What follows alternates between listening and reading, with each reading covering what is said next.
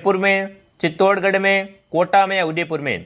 तो भैंसरोडगढ़ वन्यजीव अभ्यारण्य दोस्तों चित्तौड़गढ़ जिले में। कहाँ पर है? चित्तौड़गढ़ जिले में। जो भी विद्यार्थी बी ऑप्शन कमेंट करा वेरी गुड। आप सभी साथ साथ में कमेंट करते रहेंगे और काउंट करेंगे कि आपके कितने सही होते हैं। अगला प्रश्न आपके सामने, किस जिले में चावल का उत्पादन होता है? दोस्तों चावल का उत्पादन कहाँ से होता है? फटाफट कमेंट कीजिए। किस जिले में चावल का उत्पादन होता है? भीलवाड़ा में, टोंक में, धौलपुर में या बूंदी में? अगर दोस्तों चावल की बात की जाए तो चावल का उत्पादन दोस्तों कहाँ से होता है? बूंदी जिले से होता है। डी ऑप्शन यहाँ पर आपका राइट है। चावल का उत्पादन दोस्तों बूंदी जिले से होता है। आपको याद रखना इंपॉर्टेंट सवाल है। अगला प्रश्न आपके सामने वाद्यंत्र का। तो देखिए अलगोजा वाद्यंत्र में कितने छेद होते हैं? इंपॉर्टेंट सवाल है, फटाफट कमेंट कीजिए दोस्तों जो अलगोजा वाद्यंत्र होता है उसमें कितने छेद होते हैं? 4, 5, 6 या 9? तो अलगोजा वाद्यंत्र में दोस्तों 6 छेद होते हैं। कितने होते हैं? 6 छेद होते हैं। सी ऑप्शन आपका हो जाएगा राइट। चलिए दोस्तों आगे बढ़ लेते हैं। अगला प्रश्न आपके सामने, स्वामी केशवानंद स्मारक संग्रहालय किस जिले में स्थित है? इंपॉर्टेंट सवाल है दोस्तों। स्वामी केशवानंद स्मारक संग्रहालय किस जिले में है? जयपुर में, बीकानेर में, हनुमानगढ़ में या जोधपुर में? फटाफट कमेंट कीजिए। स्वामी केशवानंद स्मारक संग्रहालय किस जिले में स्थित है? तो ये दोस्तों आपका कौन से जिले में? हनुमानगढ़ जिले में, ठीक है ना। ये दोस्तों आपका हनुमानगढ़ जिले में स्थित है। सी ऑप्शन आपका हो जाएगा राइट। जो भी विद्यार्थी सी कमेंट करा है वेरी गुड दोस्तों। चलिए अगला ऑप्शन आपके सामने, फुलवारी किनार अभ्यारण्य किस जिले में स्थित है?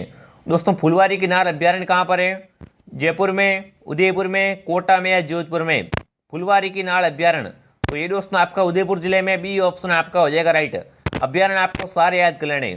इसी लेवल के दोस्तों प्रश्न परीक्षा में बार बार आते हैं, इसलिए इन प्रश्नों को आप पूरा का पूरा रट लेंगे और खुद का मूल्यांकन करेंगे। और इस क्लास की पीडीएफ प्राप्त करने के लिए दोस्तों हमारे Telegram channel RP study fair को आप ज्वाइन कर लीजिए। वहाँ पर इस क्लास की आपको पीडीएफ मिल जाएगी। और दोस्तों अभी तक आपने इस वीडियो को लाइक नहीं किया, लाइक कर देंगे, शेयर कर देंगे, सब्सक्राइब कर देंगे और कमेंट करेंगे कि राजस्थान में किन जिलों में सबसे ज़्यादा आरक्षित वन क्षेत्र है। दोस्तों इनमें से किन जिलों में सबसे ज़्यादा आरक्षित वन क्षेत्र है? कोटा बूंदी में, अलवर भरतपुर में, उदयपुर चित्तौड़गढ़ में, दोस्तों अजमेर नागौर में? तो अगर दोस्तों वन की बात की जाए तो सबसे ज़्यादा दोस्तों आरक्षित वन क्षेत्र कौन सा है? उदयपुर व चित्तौड़गढ़ में। सी ऑप्शन आपका यहाँ पर राइट है। ठीक है दोस्तों इंपॉर्टेंट सवाल। अगला प्रश्न आपके सामने, अजमेर की आना सागर झील में किस नदी का पानी आता है? इंपॉर्टेंट सवाल भाई फटाफट कमेंट करो। अजमेर की दोस्तों जो आना सागर झील है इसमें किस नदी का पानी आता है? चंबल नदी का, बनास का, लूणी का या बाड़ी नदी का? तो यहाँ पर जो भी विद्यार्थी डी ऑप्शन कमेंट कराए बाड़ी कमेंट कराए ना दोस्तों। अजमेर की आना सागर झील में बाड़ी नदी का पानी आता है। डी ऑप्शन आपका राइट है। 8वां प्रश्न आपके सामने, राजस्थान में सबसे अधिक गर्मी किस महीने में होती है? ये तो सभी को आना चाहिए। राजस्थान में दोस्तों सबसे अधिक गर्मी किस महीने में होती है? जुलाई में, अगस्त में, जून में या मई में? तो सबसे दोस्तों गर्म महीना कौन सा होता है? जून का महीना। सी ऑप्शन आपका हो जाएगा राइट। जो भी विद्यार्थी सी ऑप्शन कमेंट करा है वेरी गुड दोस्तों। चलिए आगे बढ़ लेते हैं। अगला प्रश्न आपके सामने, राजस्थान की सर्वाधिक लंबी सीमा किस राज्य के साथ लगती है? बताओ भाई। जो दोस्तों राजस्थान की सर्वाधिक लंबी सीमा है वो किस राज्य के साथ मिलती है? तो देखिए पंजाब, गुजरात, उत्तर प्रदेश या मध्य प्रदेश? तो यहाँ पर दोस्तों सबसे लंबी सीमा की बात की जाए तो राजस्थान की सबसे लंबी सीमा मध्य प्रदेश से लगती है। डी ऑप्शन आपका यहाँ पर राइट है। चलिए आगे बढ़ लेते हैं। अगला प्रश्न आपके सामने, छप्पन की पहाड़ियाँ निम्न में से स्थित हैं। दोस्तों छप्पन की पहाड़ियाँ कहाँ पर? फटाफट कमेंट कीजिए। यहाँ पर छप्पन की पहाड़ियों का पूछा है, ठीक है ना। सिवाना बाड़मेर में, उदयपुर में, पोखरण में या दोस्तों बांसवाड़ा डूंगरपुर में? तो छप्पन की पहाड़ियाँ दोस्तों कहाँ पर है? सिवाना बाड़मेर में। पहला ही ऑप्शन आपका राइट है। जो भी विद्यार्थी एक कमेंट कराए वेरी गुड दोस्तों। चलिए दोस्तों आगे बढ़ लेते हैं। अगला प्रश्न आपके सामने, निम्न में से भाकर कौन से क्षेत्र को कहा जाता है? भाकर किसे कहते हैं बताओ भाई। निम्न में से कौन से क्षेत्र को दोस्तों क्या कहते हैं? भाकर कहते हैं। तो देखिए सिरोही को, उदयपुर को, बांसवाड़ा को या नागौर को? तो दोस्तों चिरोही क्षेत्र को क्या कहते हैं?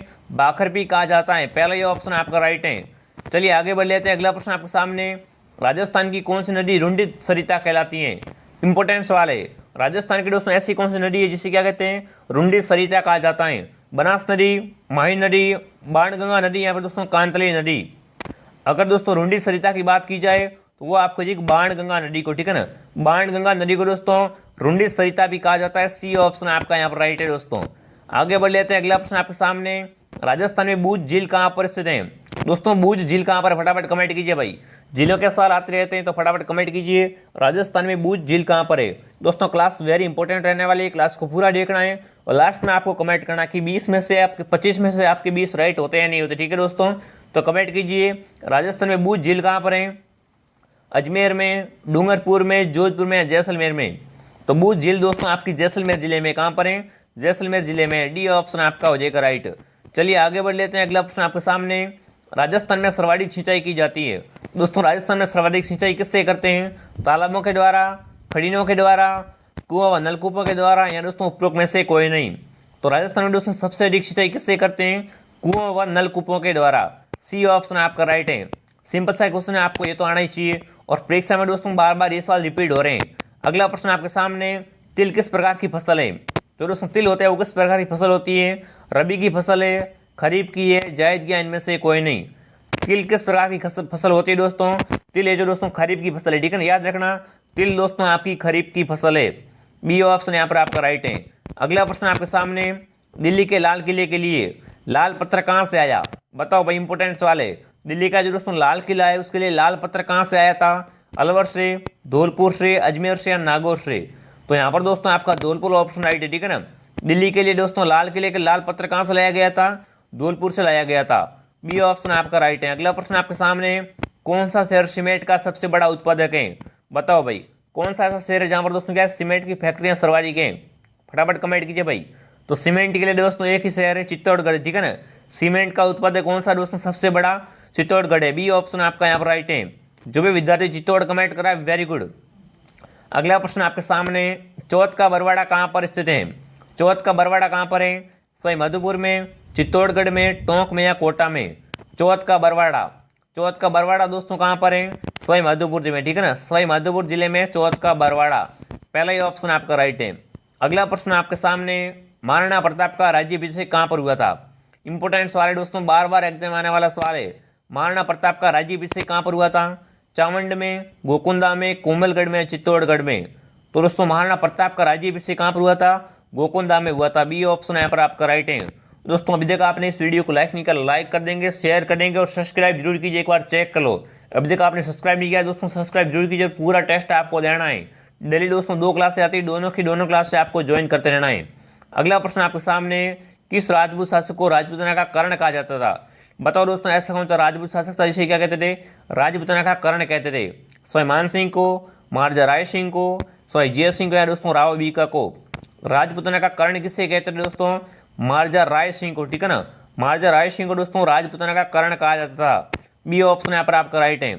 अगला प्रश्न आपके सामने, कौन दरबारी विद्वान नहीं था? दोस्तों यहाँ पर आपको बताना है इनमें से कौन सा पृथ्वीराज चौहान तृतीय का दरबारी विद्वान नहीं था। तो देखिए, विद्यापति गौड़, ठीक है, जनार्दन, विश्वरूप, यहाँ पर दोस्तों सारंगधर। तो देखो दोस्तों 3 तो आपको क्या है, ये दोस्तों पृथ्वीराज चौहान तृतीय के क्या थे? दरबारी विद्वान थे। पर यहाँ पर डी ऑप्शन जो भी दोस्तों सारंगधर है, ये दोस्तों यहाँ पर इनका क्या है? दरबारी विद्वान नहीं था। डी ऑप्शन यहाँ पर आपका राइट है। चलिए दोस्तों आगे बढ़ लेते हैं। अगला प्रश्न आपके सामने, निम्न में से कौन सा स्थान राजस्थान में 1857 की क्रांति का केंद्र नहीं था? अब देखो दोस्तों, केंद्र का सवाल आता रहता है, बार बार आने वाला सवाल है। तो यहाँ पर आपको जयपुर सही करना, ठीक है ना। बाकी वाले तो क्या है पर दोस्तों क्या थे? केंद्र थे, पर नहीं कौन सा था? जयपुर नहीं था। पहला ही ऑप्शन यहाँ पर आपका राइट है। चलिए आगे बढ़ लेते हैं। अगला प्रश्न आपके सामने आ चुका है, करौली प्रजामंडल की स्थापना किसके ने की थी? बताओ भाई, करौली प्रजामंडल की स्थापना किसके द्वारा की गई थी? नंदूराम शर्मा के द्वारा, भोगीलाल पांड्या के द्वारा, तिलक चंद्र माथुर के द्वारा, यहाँ पर दोस्तों मीठालाल व्यास के द्वारा। करौली प्रजामंडल की स्थापना किसने की थी भाई? तो दोस्तों करौली प्रजामंडल की स्थापना त्रिलोक चंद्र माथुर के द्वारा की गई थी। सी ऑप्शन आपका राइट है। चलिए आगे बढ़ लेते हैं। अगला प्रश्न आपके सामने, राजस्थान के एकीकरण के समय जोधपुर के शासक कौन थे? ये सवाल बड़ा इंपॉर्टेंट है, कमेंट कीजिए कि जब दोस्तों राजस्थान का एकीकरण हो रहा था उस समय जोधपुर के शासक कौन थे? शार्दुल सिंह, जसवंत सिंह, हनुमंत सिंह, इनमें से कोई नहीं। तो यहाँ पर आपका हनुमंत सिंह सही उत्तर है, ठीक है ना।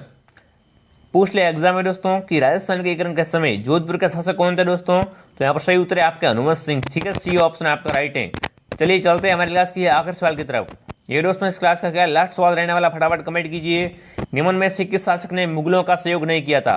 इनमें से आपको बताना है कि मुगलों की सहायता किसने नहीं की थी? मान सिंह, चंद्रसेन, राय सिंह या दोस्तों भगवंत दास? तो यहाँ पर जो भी दोस्तों चंद्रसेन कमेंट कर रहा है, चंद्रसेन ने दोस्तों क्या है? मुगलों का सहयोग है, इनकी सहायता नहीं की थी। बी ऑप्शन यहाँ पर आपका राइट है। अब दोस्तों आपको कमेंट करना है 25 में से कितने आपके राइट हुए। अगर आपके 20+ राइट हो रहे तो दोस्तों आपकी तैयारी शानदार है।